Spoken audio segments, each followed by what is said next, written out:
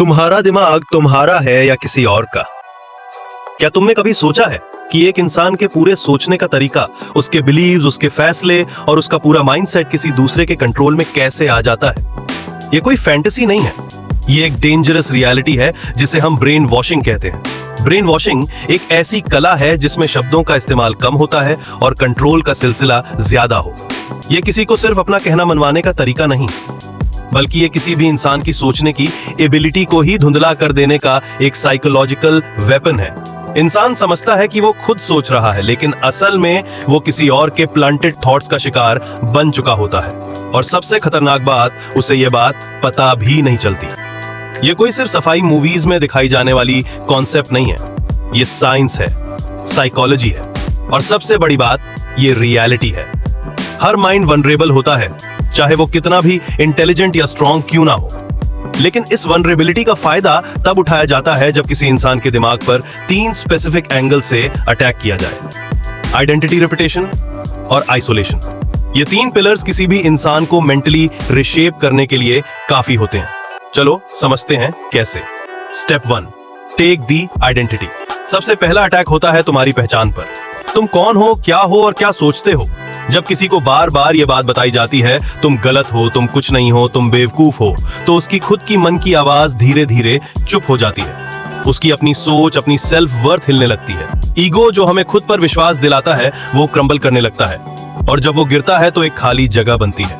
यही वो मोमेंट होता है जहां एक ब्रेन वॉशर अपने नए बिलीफ सिस्टम किसी के अंदर इंजेक्ट करता है। एक नई सोच, एक नई डेफिनेशन कि तुम कौन हो, लेकिन वो तुम्हारी नहीं होती, वो होती है उस अटैकर की। फॉर एग्जाम्पल, सोचो एक स्कूल गोइंग लड़का है, खुद पर विश्वास रखने वाला, लेकिन हर दिन उसके टीचर्स या पेरेंट्स उसे ये सुनाते हैं, तू कभी कुछ नहीं करेगा, तेरे दिमाग में कुछ नहीं है, तेरे जैसे तो हर जगह मिल जाते हैं। धीरे धीरे वो अपने अंदर ही डाउट फील करने लगता है। पहले जो उसके सपने थे वो अब उसे इम्पॉसिबल लगने लगते हैं। वो अपने डिसीजंस पर भरोसा करना छोड़ देता है। अब जब कोई आता है और कहता है मैं बताऊंगा तुम्हें कैसे जीना है, तो वो बिना क्वेश्चन किए उस रास्ते पर चल पड़ता है, क्योंकि उसकी आइडेंटिटी अब उसकी नहीं रही। वो बन गया है एक पपेट जो किसी और के बिलीफ सिस्टम पर जी रहा है। ये सिर्फ एक लड़के की कहानी नहीं है, ये कहानी हर उस इंसान की है जिसका दिमाग, सिस्टम या सोसाइटी ने तोड़ दिया है। फिर आता है step 2, use repetition brain washing. कभी भी एक ही बार में नहीं होती, ये एक स्लो पॉइजन की तरह काम करती है। बार बार रिपीट होने वाले शब्दों के जरिए जब एक ही बात, एक ही सोच, एक ही मैसेज लगातार दिमाग पर थोपा जाता है, तो दिमाग उसे रेजिस्ट करना छोड़ देता है।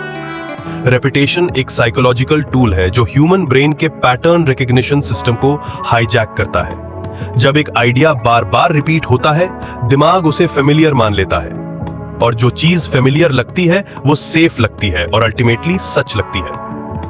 Say it enough time so the life becomes the truth। यह सिर्फ एक कॉर्ट नहीं है, यह हर प्रोपेगेंडा मशीन, कल्ट और मैनिपुलेशन सिस्टम का कोर प्रिंसिपल है। Step 3, isolate the subject. इंसान तब तक रेजिस्ट करता है जब तक उसके पास ऑल्टरनेटिव थॉट्स होते हैं, यानी दूसरे लोग, दूसरी सोच और दूसरे पर्सपेक्टिव्स। फैमिली, फ्रेंड्स, मेंटर्स या इवन एक हेल्दी एनवायरनमेंट, ये सब मिलके एक मेंटल डिफेंस सिस्टम बनाते हैं। जब कोई चीज गलत लगती है तो हम उनसे बात करके अपनी सोच को वैलिडेट करते हैं, लेकिन जब इंसान को इन सब से अलग कर दिया जाता है, इमोशनली, मेंटली और कभी कभी फिजिकली भी, तब उसका सबकॉन्शियस माइंड अनप्रोटेक्टेड हो जाता है। अकेला इंसान वल्नरेबल होता है क्योंकि उसके पास कंपेयर करने के लिए कुछ नहीं बचता।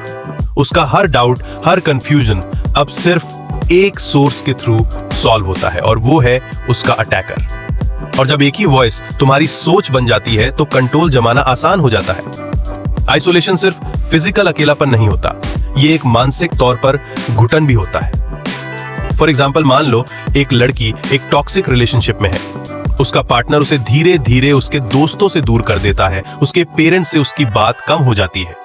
हर बार जब वो किसी बात पर खुद की सोच रखने की कोशिश करती है तो उसे मैनिपुलेट किया जाता है। तुम समझती ही नहीं हो, सब तुम्हारे खिलाफ है, सिर्फ मैं हूं जो तुम्हारा भला चाहता हूं। धीरे धीरे वो अपने हर डिसीजन के लिए उसी इंसान पर डिपेंडेंट हो जाती है। उसका खुद का कॉन्फिडेंस खत्म हो जाता है और वो सोचने लगती है कि उसकी लाइफ की रियलिटी वही है जो उसका पार्टनर बता रहा है। यहां आइसोलेशन ने उसकी सोच को बंद कर दिया और उसी मोमेंट में ब्रेन वॉशिंग ने उस पर कब्जा जमा लिया। Isolation is not just loneliness, it is the silence of all the voices that could have saved you. Brain washing कोई एक दिन का काम नहीं होता, ये एक आर्ट है, एक कैलकुलेटेड साइकोलॉजिकल वॉरफेयर। इसमें ना तलवारें चलती हैं, ना दिखाई देने वाले जख्म होते हैं, ये लड़ाई होती है मानसिक तौर पर। एक ब्रेन वॉशर तुमसे तुम्हारा वक्त नहीं छीनता, बल्कि तुम्हारी सोचने की ताकत छीनता है। और जब तुम सोचना भूल जाते हो, तब से तुम उनके गुलाम बन जाते हो।